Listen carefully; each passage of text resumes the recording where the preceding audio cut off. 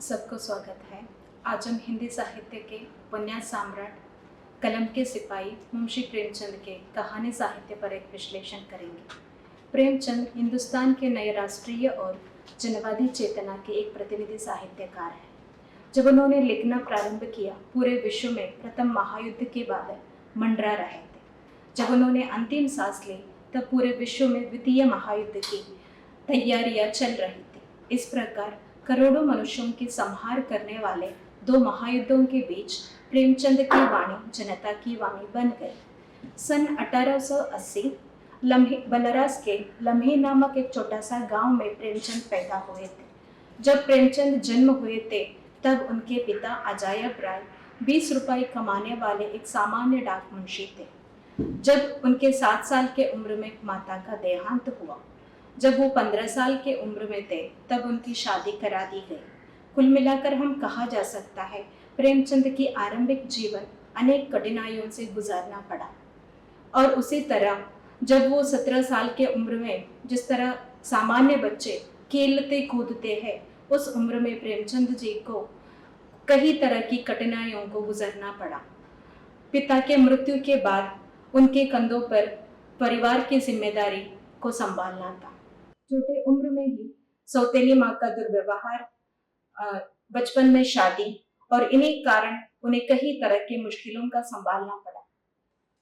बचपन में पंडित पुरोहितों का कर्मकांड, किसान, मध्यवर्गीय, दलित, इन सभी दयनीय स्थिति को देखकर उन्होंने अनुभव किया था। वही अनुभव को उन्होंने कहानी साहित्य में उजागर किया है। प्रेमचंद मूलतः उर्दू लेखक थे। उन्होंने नवाब राय नाम से कहानी रचना आरंभ किया।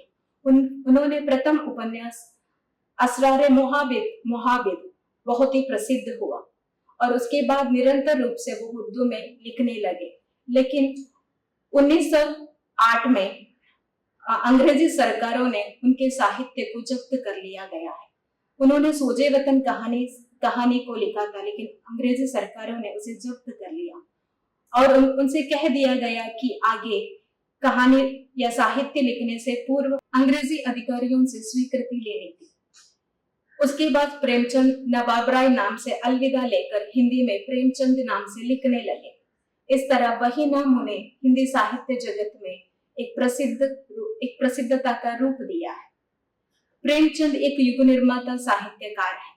जब उन्होंने हिंदी साहित्य में पदार्पण किया, तब हिंदी साहित्य की अवस्था दयनीय थी। हिंदी साहित्य रहस्य, रोमांच, तिलस्मा, कल्पना, प्रकृति, सौंदर्य, श्रृंगार, राजा रानी, अंतपुर तक ही सीमित था। लेकिन पहली बार हिंदी साहित्य की दशा दिशा को प्रेमचंद ने बदल दिया है। उन्होंने कहानी साहित्य को अंतपुर से निकालकर झोंपड़ी तक पहुंचाया है और उनके कहानी साहित्य को देखकर ही आलोचक ने कहने लगे कि साहित्य समाज का दर्पण है, अर्थात समाज में जो भी चलता है, उसी का प्रतिबिंब है साहित्य है। इस प्रकार हम कहा जा सकता है कि हिंदी साहित्य में प्रेमचंद का अपने 15 उपन्यास, लगभग 300 कहानियां, 3 नाटक और उनके लेखकों के माध्यम से समाज में दलित, पिछड़े वर्ग, आदिवासी जनजातियां, महिलाओं, अल्पसंख्यक, किसान और मध्यवर्गीय जनता की आवाज को बुलंद करते हैं। साहित्य की शक्ति को प्रेमचंद इस तरह व्याख्यान किया है, साहित्य देश प्रेम और राजनीति के पीछे चलने वाला नहीं है, बल्कि उसके आगे चलकर राह दिखाने वाला साहित्य है। प्रेमचंद की कथा साहित्य का यही विशेषता है। उन्होंने अपने कहानी या उपन्यास हो, उसमें यथार्थ रूप से चित्रण किया है। प्रेमचंद की दृष्टि धर्मनिरपेक्ष है। वह अपने संपूर्ण रचनाओं में कहीं धर्म के संकीर्ण प्रवक्ता बनकर नहीं आए हैं। वे धर्म, वर्ण, संप्रदाय जैसे विषयों को पूरी तरह से विरोध करते हैं। जितनी सहजता से उन्होंने सदगति नामक कहानी में हिंदू परिवेश का चित्रण किया है, उसी तरह ईदगाह नामक कहानी में मुसलमान परिवेश का चित्रण किया है। कफन नामक कहानी में उन्होंने सामाजिक विषमताओं के प्रति उजागर किया है। कफन एक ऐसी कहानी है, इस कहानी में किसान की समस्याओं को चित्रण किया गया है। इस कहानी का एक प्रमुख पात्र है हल्कू। हल्कू के पात्र के माध्यम से प्रेमचंद ने किसान के कई समस्याओं को चित्रण किया गया है। आज भी देखा जाए तो हल्कू के जैसे कई किसान हमारे समाज में देखा जा सकता है। सिर्फ अंतर इतना ही है कि जिस तरह हल्कू को जमींदार ने पूरी तरह से दबा दिया था, लेकिन आज बैंक के नाम पर बैंक साहूकार बनकर किसानों का जिंदगी को बर्बाद कर रहे हैं। और इसी तरह उनके ये जो कहानी है आज भी प्रासंगिक कहे तो गलत नहीं होगा। प्रेमचंद विधवा नारी के प्रति सचेत थे। उन्होंने विधवा नारी को लेकर अनेक कहानियों का रचना किया है, जैसे सुभागी हो, शांति हो और माता का हृदय हो। इन सारे कहानियों में उन्होंने विधवा के प्रति चिंता प्रकट किया है।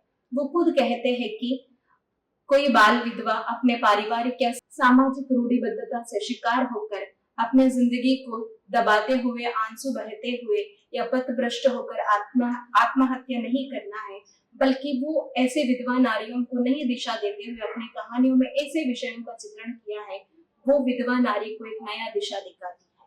उसी तरह उन्होंने नारी के विषयों को लेकर जिस तरह चित्रण किया है, उसी तरह उन्होंने दलितों को लेकर भी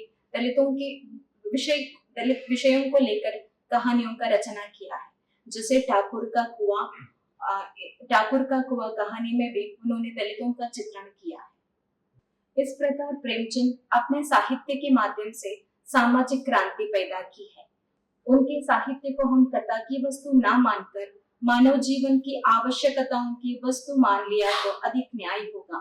इसी कारण कहा जा सकता है कि प्रेमचंद आज भी हमारे लिए प्रासंगिक है जितने अपने समय में थे। वे ध्रुव तारा की तरह हिंदी साहित्य जगत को दशा दिशा निर्धारित करने में सक्षम है। अंत में यही कहना चाहती हूँ कि एक कविता के माध्यम से, जो पहले होता रहा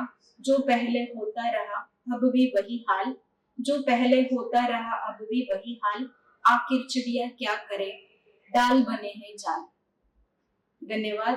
हम यही उम्मीद करते हैं कि प्रेमचंद कहानी साहित्य आगे आने वाले दुनिया को एक नया दिशा दे।